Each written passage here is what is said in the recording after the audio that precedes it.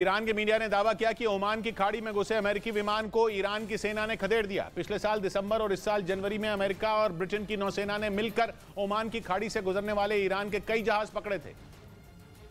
America का आरोप है कि उन जहाजों के जरिए ईरान यमन में हूथी विद्रोहियों के लिए हथियार भेज रहा था। पश्चिमी मीडिया का दावा है कि ईरान अक्सर ओमान की खाड़ी के रास्ते ही हूथी विद्रोहियों तक हथियार पहुंचाता है और इसलिए वहां अमेरिका ने नजर रखने के लिए गश्त बढ़ा दी।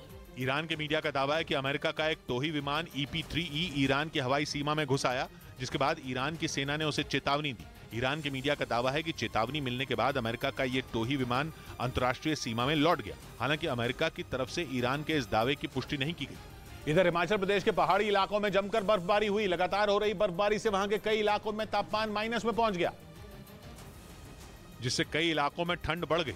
मनाली से सामने आई तस्वीरों में चारों तरफ बर्फ ही बर्फ नजर आई। पेड़, मकान और पहाड़ बर्फ की सफेद चादर से ढके दिखे। वहीं बर्फबारी के बीच कुछ लोग मस्ती करते भी नजर आए।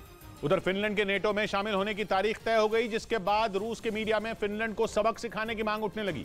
तुर्की की संसद में फिनलैंड को नेटो में शामिल करने से जुड़ा बिल पास हो चुका है और उसके नेटो का 31वां सदस्य बनने की उल्टी गिनती शुरू हो चुकी है। लेकिन इस ऐलान से रूस में हड़कंप मच गया। वहां के मीडिया में यह बहस का मुद्दा बन गया, जिसमें वैसी ही भाषा का इस्तेमाल किया गया जैसी यूक्रेन के लिए इस्तेमाल की गई थी, क्योंकि रूस के न्यूज चैनल ने फिनलैंड को यूक्रेन की तर्ज पर मुक्ति देने की हिमायत की।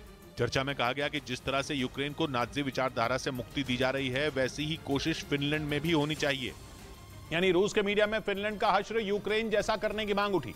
चर्चा के दौरान पुतिन का नेटो से जुड़ा एक बयान भी चलाया गया, जिसमें वो नेटो के काम करने के तरीके पर बात करते दिखे और उन्होंने आरोप लगाया कि नेटो अपने विस्तार के लिए नाज़ी विचारधारा फैला रहा है। उन्होंने दावा किया कि अपने पांव फैलाने के लिए नेटो चालें चलने पर उतारू हो चुका है। Запад начинает строить новую ось наподобие той, которая была создана.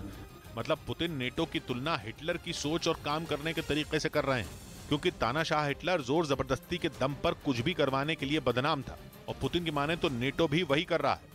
फिनलैंड के नेटो में शामिल होने की तारीख पक्की होते ही पुतिन का ये बयान चर्चा में आ गया, क्योंकि फिनलैंड रूस का पड़ोसी देश है और वो नेटो का हिस्सा बनने जा रहा है। यानी नेटो रूस के पड़ोस में पहुंचने वाला है, क्योंकि फिनलैंड और रूस करीब 1300 किलोमीटर लंबा बॉर्डर शेयर करते हैं। मतलब फिनलैंड पश्चिमी यूरोप में नेटो का सबसे बड़ा ठिकाना बनने का दम रखता है। रूस के साथ सीमा साझा करने की वजह से उस पर भी अगला यूक्रेन बनने की तलवार लटक रही थी, क्योंकि खुद रूस के मीडिया में फिनलैंड को यूक्रेन की तरह मुक्ति देने की बातें कही गई, या यूं कहें कि पुतिन फिनलैंड को अगला यूक्रेन बनाने की तैयारी कर रहे हैं। क्योंकि नेटो का विस्तार एक ऐसा मुद्दा है जिसके बारे में बात होते ही पुतिन का पारा चढ़ जाता है। इसी चक्कर में उन्होंने यूक्रेन में खून की नदियां बहा दी।